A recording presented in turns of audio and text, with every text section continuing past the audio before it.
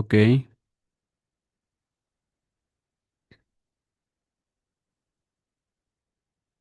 Line in mode. আচ্ছা, তাহলে আমরা আজকে গ্যাপ ফিলটা করব। রিডিং এর গ্যাপ ফিল করব, সাথে হচ্ছে আমরা একটু গ্রামার সেকশনটা একটু দেখি। সো দেখেন, যে আজকে আমরা দেখবো যে subject verb agreement. Subject verb agreement আসলে গুরুত্বপূর্ণ একটা অংশ গ্রামারের। সো এটা আসলে কি অ্যাকচুয়ালি হচ্ছে এটা সিঙ্গুলার সাবজেক্টের সঙ্গে সিঙ্গুলার ভার্ব। তাহলে সাবজেক্ট এবং ভার্ব, তো সাবজেক্ট এবং ভার্বটা ঠিক থাকতে হবে। সো সিঙ্গুলার সাবজেক্টের সঙ্গে কি হবে? সিঙ্গুলার ভার্ব হবে। আর প্লুরাল সাবজেক্টের সঙ্গে প্লুরাল ভার্ব বসবে। সো সেই ক্ষেত্রে আমাদের হচ্ছে সাবজেক্টের নাম্বার এবং পার্সন অনুযায়ী ভার্বের সঠিক ব্যবহারের জন্য সাবজেক্ট ভার্ব এগ্রিমেন্টের রুলসগুলো জানা খুব জরুরি। ঠিক আছে? তাহলে মূল কথা কি, এখানে সাবজেক্ট ভার্ব এগ্রিমেন্ট হচ্ছে সাবজেক্ট অনুযায়ী ভার্বটা ব্যবহার করা। সো এখানে কিছু নিয়ম কানুন আছে। যেমন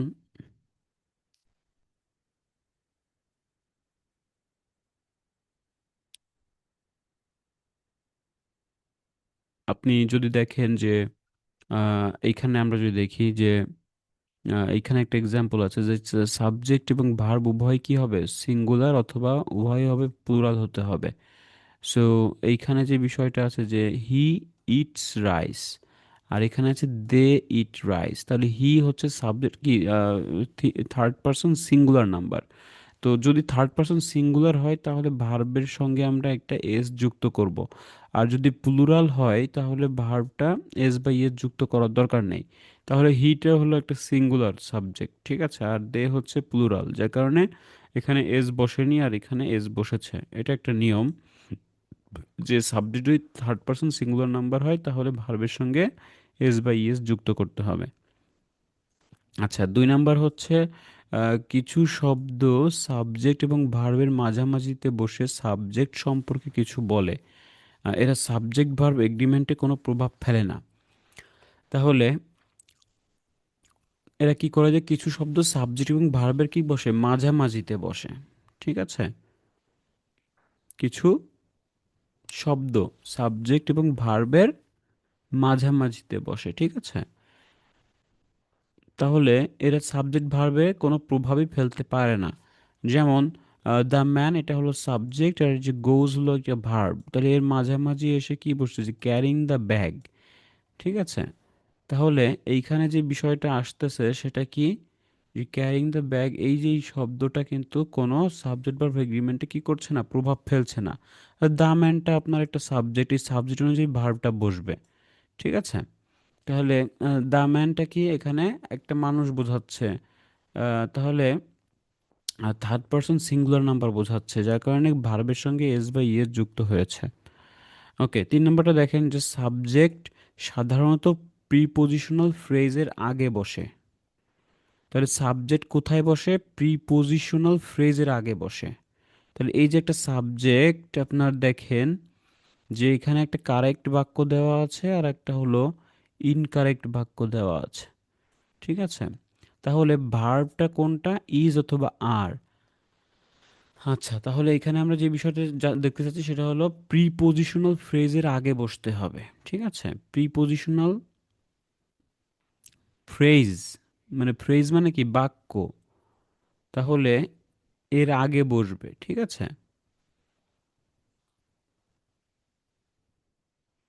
তাহলে দেখেন যে এখানে বলছে a bunch of roses is spreading the beauty of this stage. এটা হচ্ছে আপনার কারেক্ট। আর যদি বলি যে এ বাঞ্চ অফ রোজেস আর, এখানে spreading the beauty of this stage, এটা হলো ইনকারেক্ট। ঠিক আছে? তাহলে এখানে যে বিষয়টা বোঝাচ্ছে যে প্রিপোজিশনাল ফ্রেজের আগে কি বসে? সাধারণত সাবজেক্ট বসে। তাহলে a subject will come before prepositional phrase. তাহলে এ বাঞ্চ এটা কি হচ্ছে? একটা সাবজেক্ট হচ্ছে। এটা কিনা অফ রোজেস, প্রিপোজিশনাল, যে যার কারণে এর আগে আপনাকে বাঞ্চ হিসেবে ইয়েটা বসাতে হবে, আপনার ভার্বটা বসাতে হবে। ঠিক আছে? আচ্ছা, তাহলে এইটা কোনো এফেক্ট পড়বে না, ঠিক আছে। রোজেস যতই থাক এটা আর হবে না, আর বসালে ভুল হবে, এটা ইজ বসতে হবে, ঠিক আছে। তাহলে এই যে ছোটোখাটো বিষয় মিস্টেক করার কারণে নাম্বারটা কিন্তু কাটা যায়, রাইটিংয়ে বলেন, স্পিকিংয়ে বলেন, ঠিক আছে।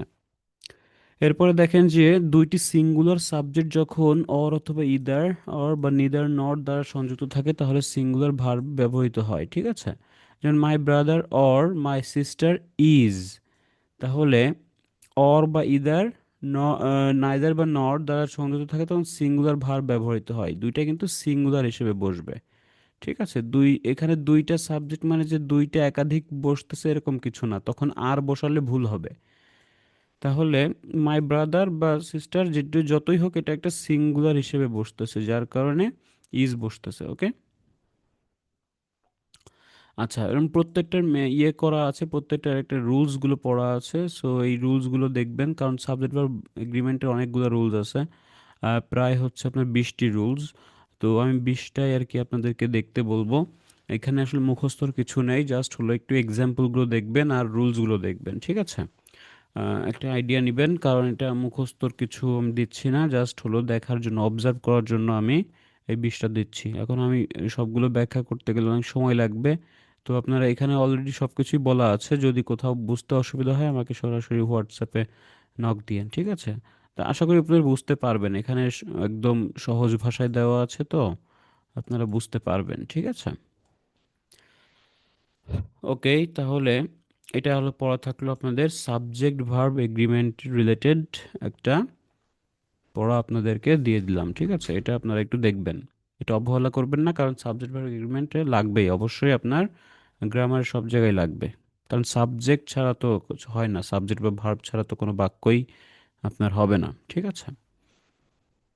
তো এখানে ওই সিঙ্গুলার প্লুরাল বিষয়টা আর কি ঠিক রাখতে পারলে এটা বোঝা হয়ে গেল, এটা আহামরি তেমন কিছু কঠিন বিষয় না, ঠিক আছে। আচ্ছা, তো দেখেন আমরা একটু আইএলটিএসটা একটু মুভ করি, আইএলটিএস এর যে রিডিং পার্টটা আছে, রিডিং এর গ্যাপ ফিলটা একটু করব আমরা। সো দেখেন,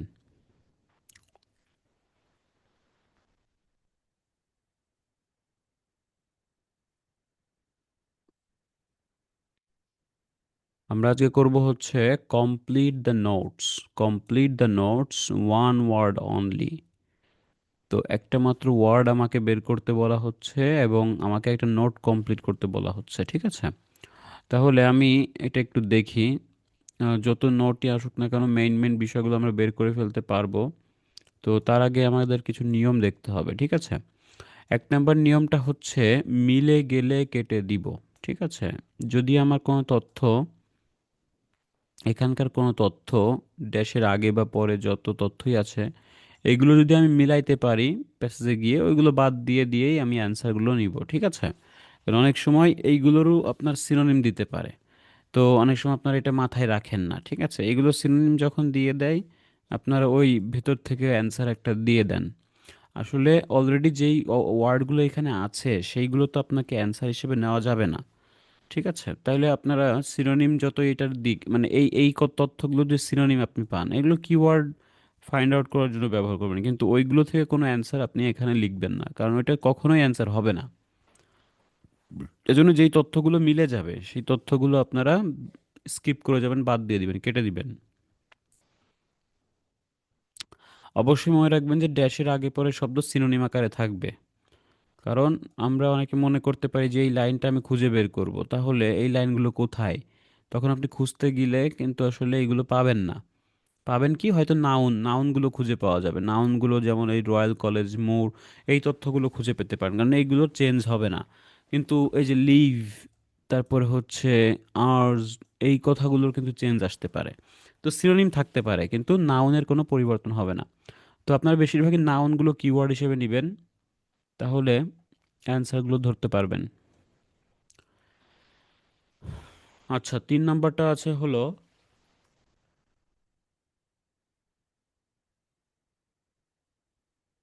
that, which, where, full stop, comma. কি কি?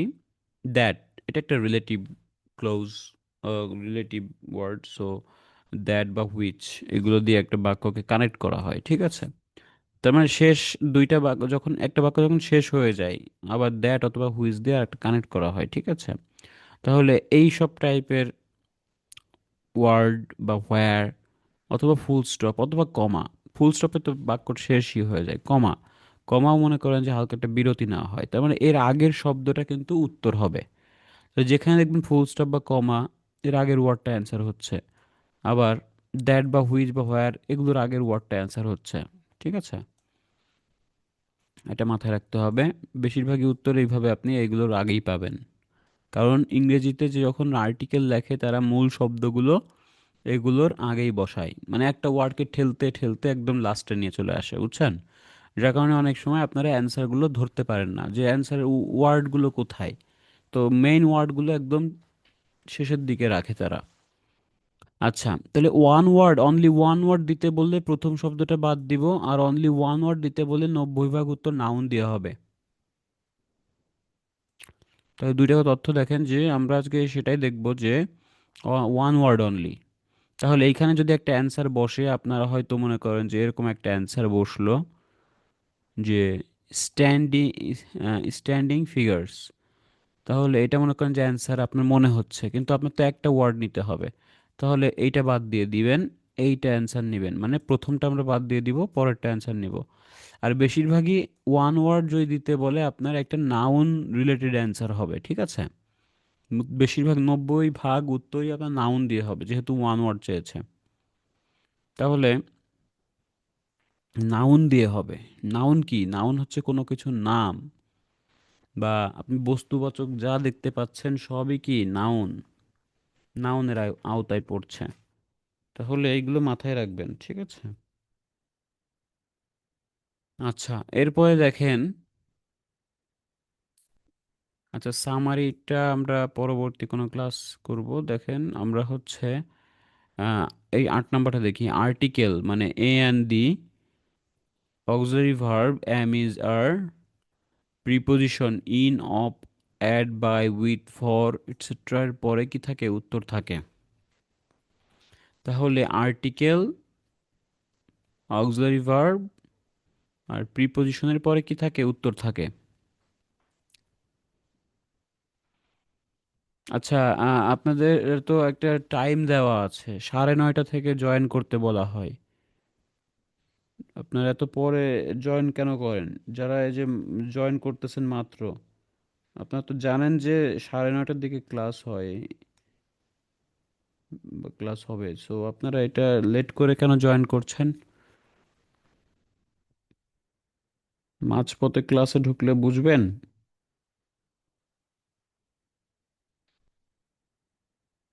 9:30-এর 1-2 মিনিট আগে বসে থাকবেন, ঠিক আছে? আচ্ছা দেখেন, গ্যাপ ফিল সিরিয়াল মেনে উত্তর হয়, ঠিক আছে? গ্যাপ ফিল কি? অবশ্যই আমরা সিরিয়াল মেনে আমরা অ্যান্সার পাবো, অর্থাৎ 8-এর পরেই 9 পাবো, 9-এর পরেই 10 পাবো, কিভাবে? আমরা প্যাসেজের সিরিয়াল ভাবে পেতে থাকবো, ঠিক আছে? সো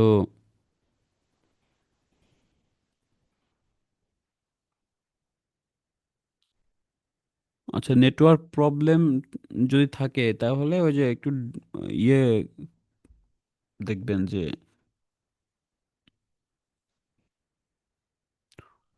নেটওয়ার্ক প্রবলেম হয়তো ওয়াইফাইতে করলে মাঝে মাঝে একটু ডাটা রাখবেন, তাহলে যুক্ত হতে পারবেন, ঠিক আছে? কারণ যুক্ত হতে তো অনেক বেশি ইয়ে লাগে না, হোস্ট করতে গেলে অনেক ইয়ে লাগে, নেট লাগে। যুক্ত হতে গেলে ওই হালকা কিছু ডাটা রাখলেই হয়, ঠিক আছে? আচ্ছা দেখেন যে 10 নাম্বার যেটা আছে সেটা কি? 10 নাম্বার হচ্ছে অ্যান্ড এর আগে পরের ওয়ার্ড ফলো করে উত্তর হয়। অর্থাৎ অ্যান্ড এর আগে যদি নাউন থাকে, অ্যান্ড এর পরেও কি হবে? নাউন হবে। সো অ্যান্ড যুক্ত অনেক বাক্য আসলে আপনাদের থাকতে পারে, ঠিক আছে? অ্যান্ড যুক্ত বাক্য অনেক সময় গ্যাপ ফিলে দিয়ে দেয়। সো সাপোজ এরকম বলতে পারে যে ব্লা ব্লা ব্লা ড্যাশ, ব্লা ব্লা ব্লা আপনার অ্যান্ড ড্যাশ। তাহলে অ্যান্ড এর আগে যদি আপনার কোনো মনে করেন যে রহিমের নাম পাচ্ছেন, তাহলে রহিম অ্যান্ড ড্যাশ, তাহলে ড্যাশে কি বসবে? এখানেও একটা মানুষের নাম বসবে, তো করিম। তাহলে রহিম অথবা করিম, তাহলে রহিম অ্যান্ড করিম এরকম। মানে এটা জাস্ট বোঝানোর জন্য এক্সাম্পল দিলাম যে যদি অ্যান্ড এর আগে মানুষের নাম থাকে বা এই জাতীয় কিছু, আপনি খেয়াল করবেন যে ওই ক্যাটাগরির আরও একটা ওয়ার্ড আপনার অবশ্যই প্যাসেজে থাকবে, ওই প্যাসেজ থেকে ওই সেম ক্যাটাগরির আর একটা ওয়ার্ড অ্যান্সার হিসেবে নেবেন। আচ্ছা, অ্যান্ড এর আগে যদি আপনার কোনো অ্যাজেক্টিভ থাকে, তাহলে আপনি মনে করবেন যে ওই অ্যান্ড এর পরে যেহেতু ড্যাশ দিয়েছে বা অ্যান্ড এর আগে ড্যাশ দিয়েছে, ওই ড্যাশেও আপনার অ্যাজেক্টিভই হবে। আচ্ছা, এরপরে সীমানা নির্ধারণ করে নিলে সহজ হবে। সীমানা নির্ধারণ বলতে আমি দেখতেছি যে 1930s থেকে 8 নম্বরের কোয়েশ্চেনটা করেছে, তাহলে 40s আগ পর্যন্ত কিন্তু আমি পড়তে পারি। ঠিক আছে, এটা হলো আমার সীমানা, যে এর বেশি পড়া যাবে না। ঠিক আছে, কারণ পুরো বই তো পড়তে গেলে আপনি আওলায় যাবেন, এর জন্য আপনাকে সীমানা নির্ধারণ করে নিতে হবে, বা রয়্যাল কলেজের বেশি পড়া যাবে না। ঠিক আছে, এই পর্যন্ত পড়লেই আপনি 8 নম্বরের অ্যান্সারটা পড়তে পারবেন। আবার লাইসেস্টার গ্যালারির পরে রয়্যাল কলেজের আগে, এর ভেতরেই অ্যান্সার পাবেন প্যাসেজে। ঠিক আছে, কারণ এগুলো নাউন, এগুলো স্পষ্ট আপনার চোখে পড়বে। ঠিক আছে। আচ্ছা, এরপর দেখেন যে প্রশ্নে কোনো স্থান, সময়, সংখ্যা থাকলে এগুলো কিওয়ার্ড হিসেবে নিতে হয়। ঠিক আছে, তাহলে আমরা স্থান, সময়, সংখ্যা থাকলে আমরা কিওয়ার্ড হিসেবে এগুলো নিয়ে নিব। ঠিক আছে। ওকে।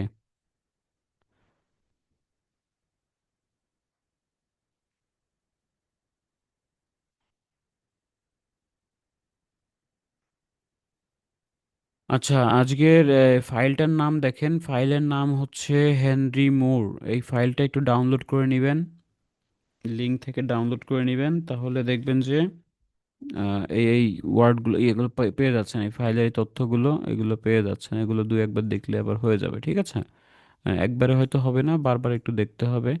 সো এই তথ্যগুলো মাথায় রাখবেন। ঠিক আছে, তো আমরা একটু দেখি, প্র্যাকটিক্যালি এটা করার চেষ্টা করি। সো দেখেন যে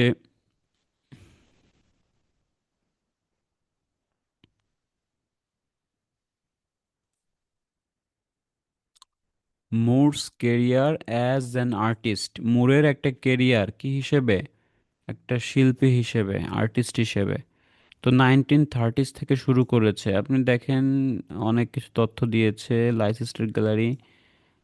এরপরে দেখবেন, ঠিক আছে, যে Moore urged offer his dash and leave the royal college. তাহলে কি তাহলে তাকে কি অফার করা হয়েছিল, বা কি কি কি করে সে রয়্যাল কলেজ ত্যাগ করেছিল। ঠিক আছে, তো সেই বিষয়টা জানতে চাচ্ছে। তাহলে মোর is urged two offer his dash and কিভাবে সে রয়্যাল কলেজটা ত্যাগ করেছিল সেটা জানতে চাচ্ছে। ঠিক আছে, অ্যান্ড একটা অ্যাকশন হয়েছে। সো এখানে আমি লাইসেস্টার গ্যালারি ইয়েটা খুঁজে বের করব। আচ্ছা, 1930s থেকে আপনি ইয়ে তথ্যগুলো পাবেন, এই যে 1930s।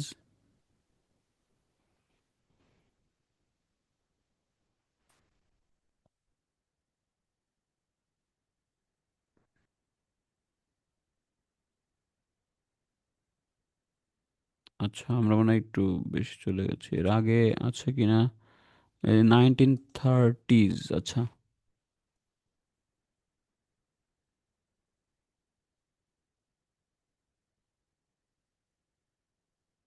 1931 এখান থেকে আমরা দেখতে পারি, কারণ 31 হচ্ছে আপনার ওই পুরো থার্টিজের ভেতর পড়ছে। ঠিক আছে, তাহলে এলে লাইসেস্টার গ্যালারির কথা পাচ্ছি, তাই না? তো এগুলোর পড়ার দরকার নেই, আপনি চলে যান যে রয়্যাল কলেজে চলে যান, এই যে রয়্যাল কলেজ। তাহলে এখানে কি ঘটেছিল দেখেন তো, এখানে একে কিভাবে সে বেরিয়ে গেছিল। Notorious there were calls for his resignation from the royal college. আচ্ছা, তাহলে এখানে বলছে there were calls for his resignation from the royal college, তাহলে এগুলো কেটে দেন, এগুলো তো আপনার অলরেডি এখানে ছিল। তো আচ্ছা,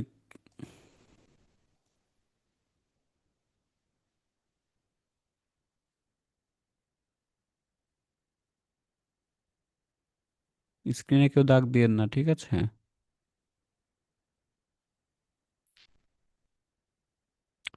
তাহলে দেখেন যে in the following year when he contract expired and সে চলে গেছিল, হি লেফট। তাহলে সে চলে গেছিল, তার মানে এইখানে কোনো তথ্য আপনি পাচ্ছেন না। এখানে একটা ঘটনা ঘটেছিল যে there were call for his resignation, তো রেজিগনেশন নেওয়া হয়েছিল রয়্যাল কলেজ থেকে, ঠিক আছে। আর এই কথা যে আপনার যে Moore is urged to offer his resignation, এখানে রেজিগনেশনটা বসবে and leave the royal College, এবং রয়্যাল কলেজটা ত্যাগ করেছিল, ঠিক আছে। তাহলে এইভাবে আপনারা একটু বের করবেন, ঠিক আছে। সো এরপর একটা দেখেন যে 1940s, 1940s কি হবে, যে Moore turns to drawing because dash for sculpting are not readily available.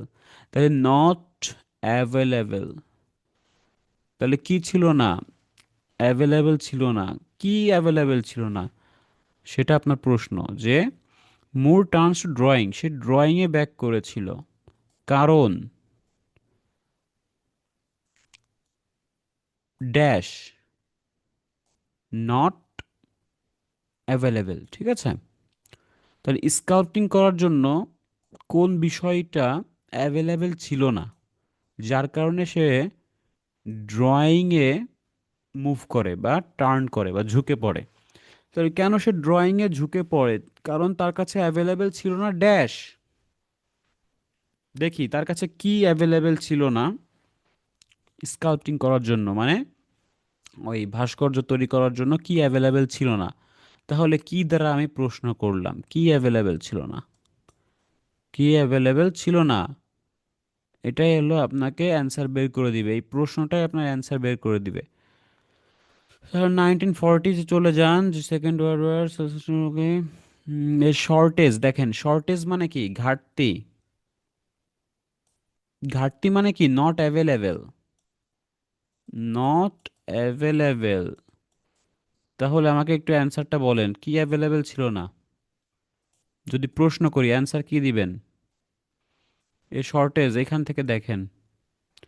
তাহলে এইখান থেকে এমন একটা জিনিস বের করেন যেটা কিনা অ্যাভেলেবেল ছিল না, যার কারণে সে ফোকাস করেছে ড্রয়িংয়ে, forced him to focus on drawing. Habibur Rahman লিখছেন ম্যাটেরিয়ালস, ম্যাটেরিয়ালস ওকে, জাহান বৃষ্টি ম্যাটেরিয়ালস, ঋত্বিক ভাইয়া ম্যাটেরিয়ালস। আচ্ছা, আর কেউ লিখতে পারলেন না, যাই হোক। দেখেন তাহলে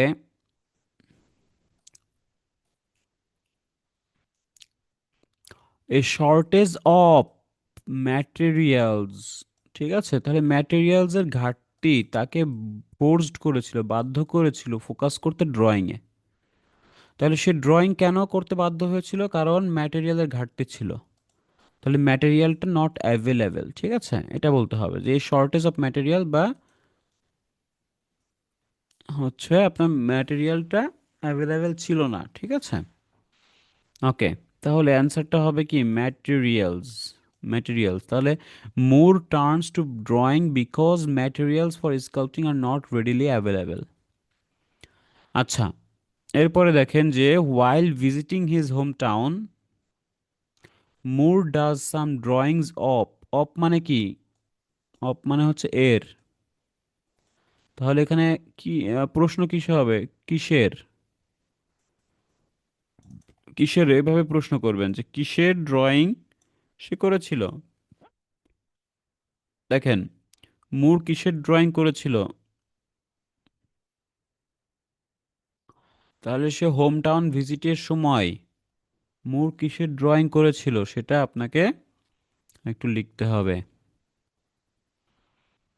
তাহলে কিসের ড্রয়িং করেছিল মুর।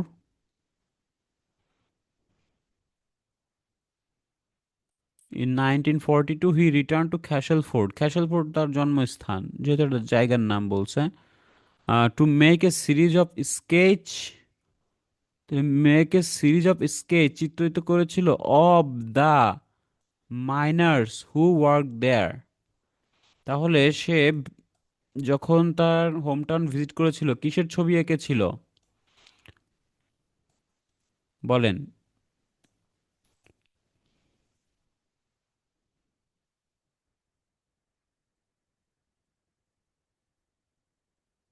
আচ্ছা, হাবিবুর রহমান লিখছেন মাইনার। মাইনার লিখলে ভুল হবে। মাইনার্স, এখানে কিন্তু এস আছে। ঠিক আছে।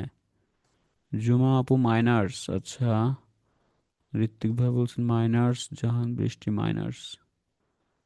রাইট।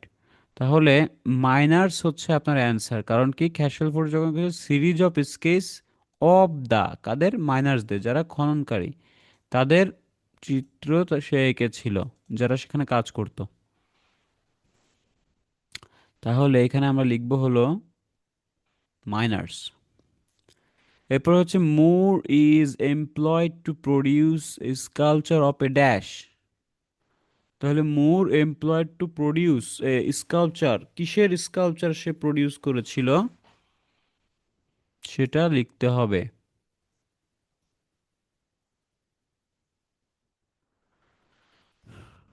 আচ্ছা, এখন আর ওইটার অ্যান্সার দিয়েন না।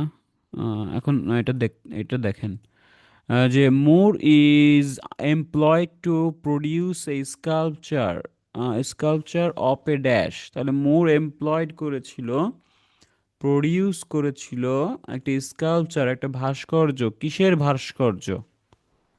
তাকে নিয়োগ দেওয়া হয়েছিল, মোর এমপ্লয়েড হয়েছিল কি প্রডিউস করতে, একটা ভাস্কর্য তৈরি করার জন্য। কিসের ভাস্কর্য সেটা আমরা জানি না। অপে, একটি কিসের, এভাবে প্রশ্ন করবেন। অপ মানেই র। তাহলে কিসের স্কাল্পচার তৈরি করার জন্য তাকে নিয়োগ দেওয়া হয়েছিল? দেখেন 1944, এটা অনার লন্ডন অফার্ড মুর, মুরকে একটা অফার করা হয়েছিল কমিশন। কমিশন কি, তাকে নিয়োগ দেওয়া হয়েছিল ফর স্কাল্পচার করার জন্য, ভাস্কর্য করার জন্য, ডিপিক্টিং এ ফ্যামিলি। তাহলে বুঝতেই পারছেন যে কিসের স্কাল্পচার, একটা ফ্যামিলির স্কাল্পচার। ঠিক আছে। তাহলে এখানে দেখেন ফুল স্টপের আগে আছে অ্যান্সারটা। ঠিক আছে, ফুল স্টপের আগে আছে। আবার দেখেন এটা হু, হু এর আগে ছিল কিন্তু। হু, হুইচ, হোয়ার এগুলোর আগে থাকে। আবার মনে করেন যে এর আগেরটা অ্যান্সার আমরা কোনটা দিয়েছিলাম। উম, আচ্ছা দেখেন, আহ, ইসের আপনার হচ্ছে, আচ্ছা আপনারা সবাই একটু জয়েন করেন আবার। সেকেন্ড আইডি দিয়ে একটু সবাই জয়েন করবেন দ্রুত। সেকেন্ড আইডি দিয়ে একটু সবাই জয়েন করবেন। সেকেন্ড আইডিতে সবাই একটু জয়েন করেন, ঠিক আছে? সবাই সেকেন্ড আইডি দিয়ে আবার জয়েন করেন দ্রুত।